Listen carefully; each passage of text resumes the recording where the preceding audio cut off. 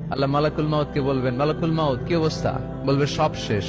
মাইয়াব্বা, কে বাকি? মালাকুল মাউত বলবে জিনেরা বাকি, যাদেরকে দেখা যায় না। আল্লাহ বলবেন জিনদেরকেও শেষ করে ফেলো, রুহু কবজ করো। মালাকুল মাউত আজরাইল জিনদের রুহু কবজ করবে। আল্লাহ এবার জিজ্ঞেস করবে, ইয়া মালাকাল মাউত আখবিরনি মাইয়াব্বা, এবার বলো আর কে বাকি? মালাকুল মাউত বলবে, আল্লাহ মানুষগুলো সব শেষ, জিনগুলাও শেষ, এবার বাকি ইবলিস শয়তান। কে বাকি?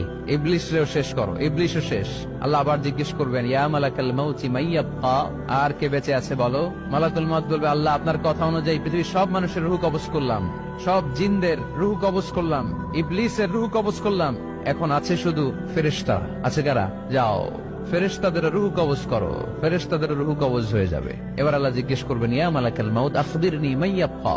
মালাকুল মাউত বলবে, আল্লাহ আপনার কথা মতো ধরে ধরে সব শেষ, ফেরেশতাও শেষ, 4 জন ছাড়া। কয়জন ছাড়া? জোরে বলেন, কয়জন ছাড়া?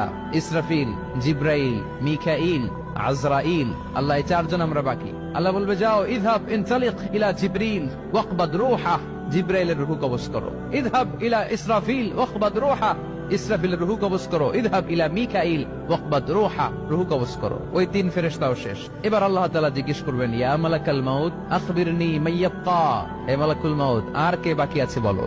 মালাকুল মাউত বলবে, আল্লাহ আপনার কথা মতো মানুষগুলো শেষ, জিনগুলো শেষ, ইবলিস শেষ, আমার বাকি 3 ভাই ইসরাফিল, মিকাইল, জিব্রাইলও শেষ, শুধু আমি, শুধু আমি। আল্লাহ বলবেন, কেউ নাই? মালাকুল মাউত বলবে, না আল্লাহ কেউ নাই। এবার আল্লাহ তাআলা বলবেন, মালাকুল মাউত তুমি তো সবাই রে মারছো, এবার তুমি মরো, এবার তুমি মরো, তুমি মরো। শোনার সাথে সাথে মালাকুল মাউতের কাঁপুনি ছুটে যাবে, খিঁচুনি এসে যাবে ভয়ে। আল্লাহ বলবেন, কাঁপুনি দিয়ে তো লাভ নাই, কারণ কুল্লু নাফসিন যায়িকাতুল। রব্বুল আলামিন বলবেন, মালাকুল মাউত কেঁদো না, এটাই দুনিয়ার বিধান, আমি আল্লাহর দেয়া বিধান, এটাই, জন্মালেই মরতে হয়। যাও জান্নাত জাহান্নামের মাঝখানে একটা জায়গা আছে, জায়গাটার নাম হলো আরাফ। এই আরাফের মধ্যখানে যে দাঁড়া, ওখানে যে মালাকুল মাউত কাঁপতে থাকবে। মালাকুল মাউত বলবে, আল্লাহ সৃষ্টির শুরুতে যদি জানতাম, সৃষ্টির শুরুতে যদি জানতাম সবাইকে মৃত্যুদান করার পরে, রুহু কবজ করার পরে আমাকেও মরতে হবে, তাহলে এই কঠিন দায়িত্বের ব্যাপারে আপনার কাছে ক্ষমা চাইতাম।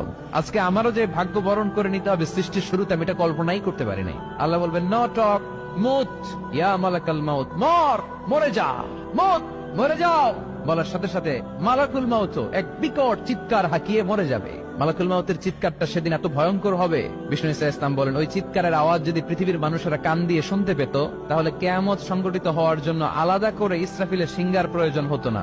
ওই চিৎকারের আওয়াজে প্রতিটা মানুষ কানের পর্দা ফেটে ওই জায়গায় লাশ হয়ে পড়ে যেত। এবার ডানে বায়ে সামনে পেছনে উপরে নিচে কেউ নাই, একজন ছাড়া। জোরে বলতে হবে, তিনি কে?